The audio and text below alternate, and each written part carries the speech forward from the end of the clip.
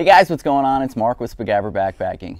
I'm out here in my backyard today with my backpack that I used on the Laurel Highlands hiking trail. Now just 2 weeks ago, I went out and did the 70-mile Laurel Highlands hiking trail in 4 days, 3 nights with Outdoor Adventures, Frozen Gary, and Meerkat. And this was the pack I took. This was what was in it. So let's go ahead and let's go through it, see what I wore, what I took with me, and we'll talk about some of the things I did, some of the things they did, and talk about some of the comparisons there and why I choose what I choose. So let's get into it. So here are the clothes that I wore when I was hiking the Laurel Highlands hiking trail on this last thru hike. So to start with, the shirt. Now, I've tried different synthetic shirts and they always stink, and they hold the stink so bad that I really wanted to spend the money, get something good, and see whether or not it worked. So this is a Smartwool 150 weight t-shirt, and I've got to say, I was really impressed. I've had it out for 3 trips now, and I've been really impressed with how well it avoids holding the smell, and really how long it takes before it even starts to smell. First day I normally reek, just horrible, no one wants to be around me. This one really held up well. Likewise, I went with the Smartwool 150 boxer shorts, just trying those out. Now the one thing that I have found is that they do shed a little bit, so that's something to take note of. The other kind that I normally wear are the Under Armour, the cool mesh ones. I really like those and haven't had any problems with those. The pants that I wear, I like these convertible pants. These ones are North Face convertible pants, and they've got a pretty tough material, but it dries really quickly. I've got a couple little rips right here, and those happened out on the Foothills Trail when I was out with Beekeeper and my son and his son. But you know, they still function just fine. Now the zip-off legs are great. What I noticed on this one, what I found on this trip, was these are a little bit different than some of the other convertible pants out there because of those leg zippers. They go up high enough that you're able to unzip and remove while you still have shoes on. So you can go from pants to shorts with your shoes on, and then if it gets cooler and you want to put the legs back on, you can go the opposite way, put the legs back on, still keeping your shoes on without having to worry about it. Now for socks, I use the Darn Tough. I alternate back and forth between the Smartwool and the Darn Tough. The Darn Tough do hold up longer than the Smartwools, so that is something I will say about that. For the jacket, this is a North Face jacket. It's a lighter to mid-weight jacket, but I like it because it's soft and it's stretchy. It's got the soft fleece, or smooth fleece is what North Face is calling it, where it's got the fleece lining, but because it does stretch, it moves with you. It's got a hood. The hood goes down pretty good. It's got the finger holes so you can kind of, warm up your hands a little bit there. Really like this, and would recommend this to anyone out looking for a good hiking jacket. Now for shoes, shoes are a very personal choice for people. These are the ones that I have been using. This is going on the 3rd year of me using the Hoka 1-1s. These are the Stinson 3. Last year I was using the Stinson ATR. Stinson 3 has some upgrades that I talked about during my review of these shoes, and I'm not really sure that I like them all that much, the upgrades. I think that I liked the way the other ones fit and felt a little bit better. I know that people wanted the padded toe, the padded tongue, so this one has the padded tongue, and it's got more padding in the back. But if you take a good look back here, I've actually worn through the padding in the back. This was the first trip. I do have the Smart Feet green insoles in there, but this was the first trip that I've had any issues with blisters using the Hoka 1-1s. They do have a ton of cushion, as you can see from the amount of sole here. They really feel like you're floating on air, just walking on clouds as you're walking down the trail, which I really like. At the end of the day, my feet are still fresh, my legs are still fresh, they haven't been beat up. But I don't know if it was because of all the walking in the rain or something else. I even switched to a heel lock lacing system, but I still ended up with blisters on my right foot and a little bit of Achilles tendonitis from the rubbing here on the left foot. While I had no blisters on the left foot, my Achilles was bothering me pretty bad there at the end. Now others on the trip, actually all three of the others, were using the Wildcats from La Sportiva, and they all swore by them. Might be something to check out. I know that Outdoor Adventures Frozen has a review of those La Sportiva Wildcats that you can check out. They are much lighter, but there was also a half failure of one of Frozen's shoes while we were out there, so check it out. Now, as far as trekking poles, I've gone back and forth on wanting to get some of the lighter. It was actually the Z Carbon Distance from Black Diamond that I was looking at getting. Turns out that's what Frozen was carrying while he was out there, and he had a pretty catastrophic failure with one of them. I, on the other hand, have been using these very cheap locking Easton poles. And then I have a camera mount that I put on there. This camera mount is a new one. This is not the one that I went on the last trip with. That one broke and I had to duct tape it up. It actually didn't break during the trip, and it didn't break from any abuse I gave it. It broke from the baggage handlers at the airport tossing my bag around. So something to keep in mind. This one's actually made of aluminum and is a little bit stronger, so I'm hoping that it holds up a little bit better. So that's what I wore. Let's take a look at my pack. Let's see what's in the pack. So here's everything that was in my pack for the Laurel Highlands hiking trip. Let's take a look at each of these individual components and talk about them a little bit. So I want to do this video a little bit differently than I've done load videos in the past. This time, rather than taking things out and showing you what I've got, I'm going to show you what I've got, and I'm going to show it to you in the order that I pack it so that you can see how I pack my pack. So let's start with my pack itself. This is the Appalachian Ultralight. This is the Speed Pack. It is in a custom size of 40. I went with a little bit bigger mesh side pockets and back pocket, or front pocket, depending on how you want to call it. And then I've got the lashing system. Now this was really useful for stuffing wet stuff on the outside because it was raining during this trip, and carrying the stuff that I needed throughout the day in the back. When I had my jacket on, I'd be wearing it. When it got hot, I'd stuff it in these lashing and it would hold it nice and tight. I always carry water, my water kit on here, so water filtration, and my cooking kit on this side. It is a nice big pack. It's got the Velcro top, then you roll it, and so it's a dry bag. Because it is Cuben fiber, it is waterproof. Now, it's waterproof until it starts getting holes, and Cuben fiber will start getting holes. Now, it's not a thick, hardy material, so you have to be careful with it. And so what I do is I line my bag. So let's take a look at what I line it with. So like a lot of people out there, I use a trash compactor bag as a liner for my pack. So all I do is open up my pack, take the bag, and this is a little loud, then I shove it down in there. And it doesn't have to be all the way in there when you first put it in, because as you pack things in, it's going to settle to where it needs to be. So that's the first step. Next, I get to my sleep system. So my quilts, my underquilt, my top quilt, and my pillow. So let's look at those. Okay, now my quilts are what keep me warm. Now, had I known this trip was going to be as cool as it was, I would have taken my new Underground Quilts 20-degree quilt set, tried it out, got a good review on it, and stayed warmer. As it was, I expected the temperatures to be a little bit warmer, took a little bit of bad advice by Frozen, and I rolled up there with a 40-degree underquilt and a 50-degree top quilt. I survived. I didn't even get all that cold. It was down in the 40s most nights, maybe down to 39 a night, but I actually stayed pretty comfortable. This is my underquilt. So this is a 40-degree hammock gear, 3/4 length Phoenix. Now, I will tell you that on 2 of the nights, I borrowed Meerkat's sit pad and used it under my feet, and that made a huge difference. But for what I was in, this was very nice. So I'll take this, no stuff sack, and just shove it down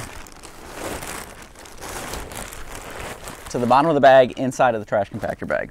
Now, for my top quilt, I used this. This is a newer piece of gear for me. You guys have seen it on one other trip. It was out when I took Dylan on the Swamp Fox Trail, and this is the Loco Libre Gear Operator Series 50 degree. So it's Argon 67 both inside and out, so it gives a nice soft feel, but a little bit lighter, and therefore probably a little bit more delicate. 900 fill power, and it is just lightweight, bare bones, beautiful, works great. Stayed pretty warm with this. So next I just take this right in on top of the underquilt. As normal, I took my pillow. This is a down pillow. One side is nylon, one side is fleece, and that'll keep me warm. So I just shove all that in there.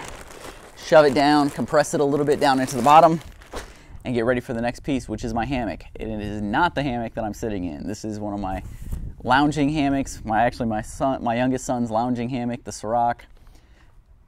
But I used the Dutch Wear Gear Chameleon. So let's take a look at where I get that one. Okay, like I said, the hammock that I used was the Dutch Wear Gear Chameleon.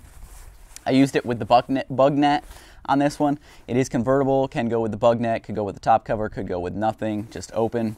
I went with the bug net on this one. Mine is in the 1.7 Hexon. You can get it in the 1.0 or you can get it in the 2.4. Very nice hammock, bi-directional, so you can lay head left or head right, and it is differential cut with the top cover or bug net so that it will suit either way. So still inside of the trash compactor bag, that goes and gets pushed down in there. Next up we have my spare clothing. So in this mesh Sea to Summit bag, this is a large 15-liter, very lightweight mesh. I can see what's in there, and it helps me to figure out what I need and where I want it. I have a buff, which I like on these different trips where it's kind of not quite summer, not quite winter. This is good because it can be used over my face, over my head, neck. I've got Under Armour tights, Under Armour shirt, a spare pair of Under Armour underwear, some boxers, a spare pair of Darn Tough socks, and that is it. That's my spare clothes. And so that is the last thing that will go inside of the trash compactor bag. So I'll now take the trash compactor bag, bundle it up, roll it down, and compress the air out of it so that I can fit the rest of my gear inside. And so now I've got that stuff down in the bottom, and we'll start putting the stuff on top. So let's take a look at what's next. Okay, so the rest of the stuff goes inside of my bag, but outside of that trash compactor bag, so that if it starts raining and I open up my backpack to get something out, all of my stuff that I want to be dry at the end of the day is going to stay dry. I suggest that even if you're using a Cuben fiber bag and you're confident that there are no holes in it and it's not going to leak, this way you can open it up during the day in a torrential downpour and your stuff inside is still safe. So next up I have my bag of electronics. Now I will tell you that this is not on my lighter pack gear list. Now there's a lot of stuff in here that I take all the time, some of the time, almost none of the time. This will grow, this will shrink depending on how long the trip is. So I just wanted to show you guys. And one of the things that I do put in there is my headlamp. So this was a new headlamp that I just tried out on this trip. 350 lumen Petzl. This is the Actic Core, so it has the new battery in it. Rather than having individual rechargeable or individual AAAs, this one has a rechargeable core battery, which does get charged by USB, which is really nice out on the trail. Don't have to carry more batteries with me since I'm already carrying a 20,000 milliamp charger for my cameras. So this is just one more thing that I can charge using that. So I'll throw that in with my electronics. Now the weight of the headlamp is on the lighter pack list, so you can check that out. Next, and this one sometimes goes on the outside, sometimes on the inside, depending on the day. But this one is kind of my everything kit. This has all kinds of stuff in it, from my knife. Now, if I'm carrying a different pack with a waist belt, some of this stuff, such as my knife, will go in the waist belt pockets. I also have my deuce scoop to my poop scoop. I've got my toothbrush stuff, wet wipes, toilet paper, fire starting stuff, friction defense. It's kind of important when you're out there. I've got spare batteries, which I actually carried this time and didn't need because I wasn't carrying a headlamp that needed replacement batteries. So that's what goes in there. Medical kit, all my medications, vitamin I, very important. Anything for headaches, if you have any daily medications you need to take, that would go in there. And also some bandages, anything to deal with blisters if you get blisters. I haven't had too many problems with blisters. This was the first trip that I've had a blister. I used my knife, lanced it, and it was good the next day. Next piece that goes in there, and if it's raining or it has gotten wet, this will go on the outside, but this is my hammock gear Cuban fiber tarp. It has the Dutch wear gear continuous ridgeline with a wasp and a Dutch hook. It has a hammock gear Cuban fiber sleeve, Dyneema, but this is the one with the doors. You guys saw it on the videos, works great. Got put to the test on this video, or on this trip. Z-packs, bear bag, line, and a little mini beaner so that you can do the PCT. This is a dry bag, it'll roll and clip, so it works really well, holds a lot of food. I like it. So that is essentially what goes on the inside of my pack. At this point, I will push some of the air out, roll it, roll it, roll it. Now, this is gonna look pretty bare today, and the reason is there's no food in there. You know, everything that's on the lighter pack video is accurate. Let's see, why I have that twisted. There we go. Everything in the lighter pack video is accurate. Everything did fit in here. Everything was what I carried. So that's what the inside of the pack looks like packed. It'd be a little bit bigger with food. So let's look at what I put on the outside, where I pack it, and how I pack it. Now we're gonna take a look at the stuff that goes in this pocket. And so that is my Sawyer squeeze and a 64-ounce water bottle for that, or the water bag. Now, this was the first trip I used the squeeze over the mini. And I've gotta tell you, the flow rate was impressive. Everything everyone always says about, you know, how slow the mini is compared to this. I was like, well, I'm out there hiking. What do I need to be in a rush for? It was nice when I was thirsty to squeeze it and literally within 10 seconds have a complete smart water bottle full. With it being new, it flowed a little bit better than everyone else's, but it was impressive. The way that I carry it, I set it on my bag, roll the bag up, and stick it in this pocket. Now, if I'm carrying multiple bottles, which I did on this trip, I carried 2 of these, and that is annotated in the lighter pack list, is 2 of these. I normally will carry one on my right and one on my left shoulder strap like this. However, if I don't want to be carrying both of them here, I can fit one in here. Also, what goes in there is my tripod, which will usually have my GoPro Hero 3 on it. And so that will go right into this pocket. And sometimes I'll have it on this side so that I can reach back and grab it and pull it out if I want to do a scene shot while I'm walking by. Next piece is stakes and suspension. Now, I will say, this trip, if you look at the lighter pack video, this is not the lightest my pack has ever been. And there are several things I brought with me that I didn't need to bring with me. I wanted to bring with me. I wanted to try these out on the trail.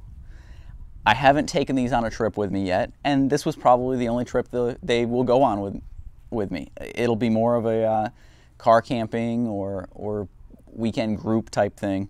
But these are the beetle buckles with the Dyneema Polypro straps. I'm still not 100% sold on these.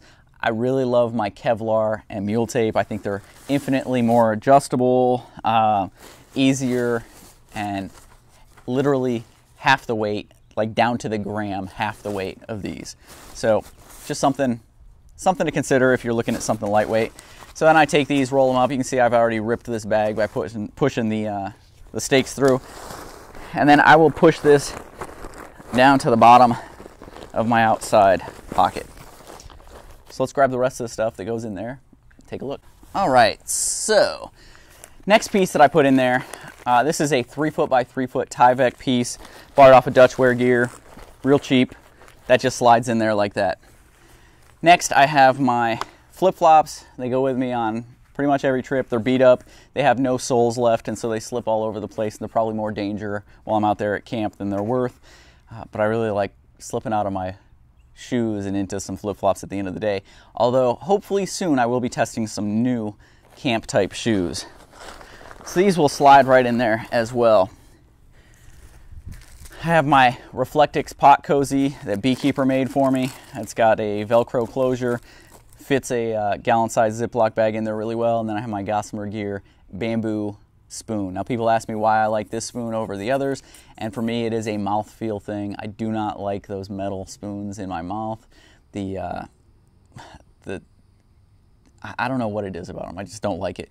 But this one's got a pretty good size handle. I'm actually looking at getting one with a little bit longer handle. This one's like 8.5 inches, something like that.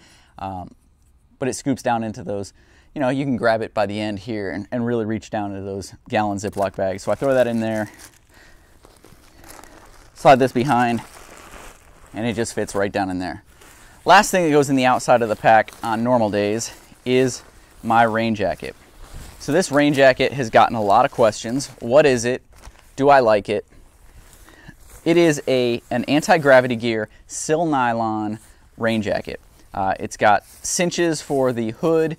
Now it doesn't have anything to pull the hood in the middle on the back or anything, so it puffs up a little bit, but you can cinch it down around. I like to cinch it down onto my hat and around. It works pretty well like that. It has a zipper and it has Velcro closures up the front. It does have full-length pit zips. I've had no problems with this thing leaking at all. I've worn it at camp. I've worn it through some pretty nasty days. And so I've been asked to compare it to the new Z-Packs. And the Z-Packs one is a little bit heavier, and I've heard that it's not completely waterproof, and this one seems to be, to me at this point anyway. I have not had any problems with it. So I shoved that in there, and that's that. So the last pocket to do is this side, so let's take a look what we carry over there. Okay, so the other outside pocket has my food kit. So this will be my cook kit, what I'm carrying for the trip.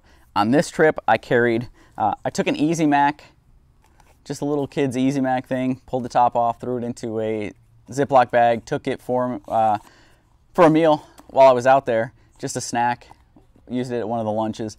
But this, I wanted this for one reason and one reason only, and this was something to pour boiling water into and then transfer it back through my GSI ultralight Java drip.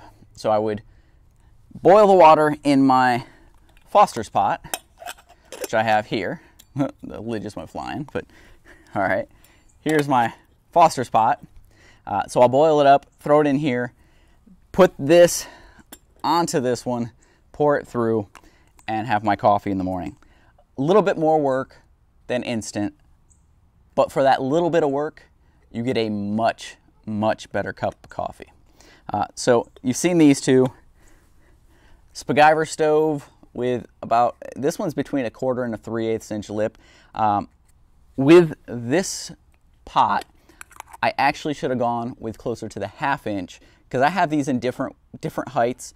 The 1/2 inch one actually works better with this because of this domed bottom. Because it sits up in there, with it up a little bit further, the flame pattern's a little bit better and I get a quicker boil. Lesson learned for this one. I have the carbon felt that sits on to insulate it from the ground. And then I have the carbon felt windscreen. So what I do with the windscreen is simply wrap my stove up in the windscreen, place that disc at the bottom.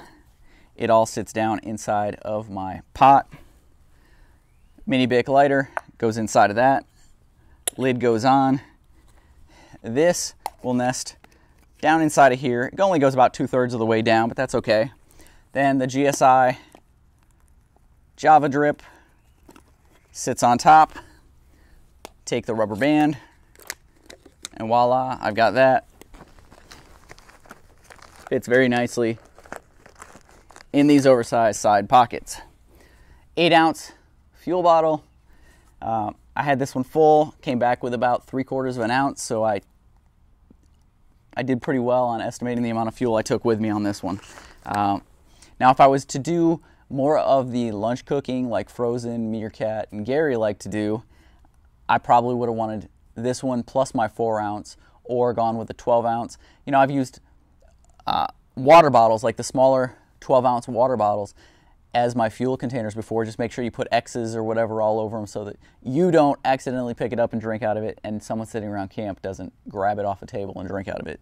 But as long as you clearly mark it, I see no problem with doing that, as long as it's different than the water bottles that you are normally drinking out of, and you take care not to leave it around where someone else could mistake it and drink it. So guys, that is my loadout. So I went through and I weighed everything, put it on Lighter Pack. I've got the link down below. I put this whole thing exactly the way you see it right now on my scale, and it bounced between 8.4 and 8.5. When I weighed each piece individually down to the 1/10 of a gram and put it into Lighter Pack, it came up at 8.81. So a little bit of a difference there, but still below 9 pounds for a 4-day through hike with some pieces that others probably wouldn't take with them. Some of my heavier pieces, like the suspension, was heavier than what I normally take. You know, really, camp shoes, these are a little bit heavy for camp shoes. I took a lot of camera gear and stuff with me. But guys, this is my kit. This backpack, let me talk about this backpack for a minute. This Appalachian Ultralight backpack, it has the spot back here for a sit pad or a partial or even a full Z-Rest type pad to fit in there to give it a little bit of comfort or stability, structure, almost like a structure. Yeah, a structure. Let's go with that.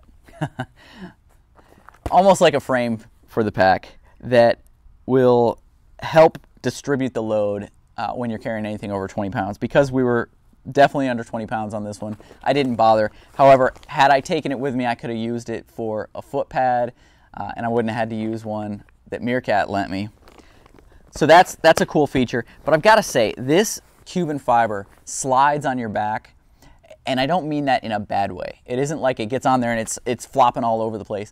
I mean that it's slick enough that against your shirt, it doesn't stick and cause any problems with friction, because it'll just glide on your back. I never felt like this thing was uncomfortable at all. Based on the way that I pack it, you know, everything back here is pretty soft. I try to make sure I'm not putting anything that's going to jam me back here against my back.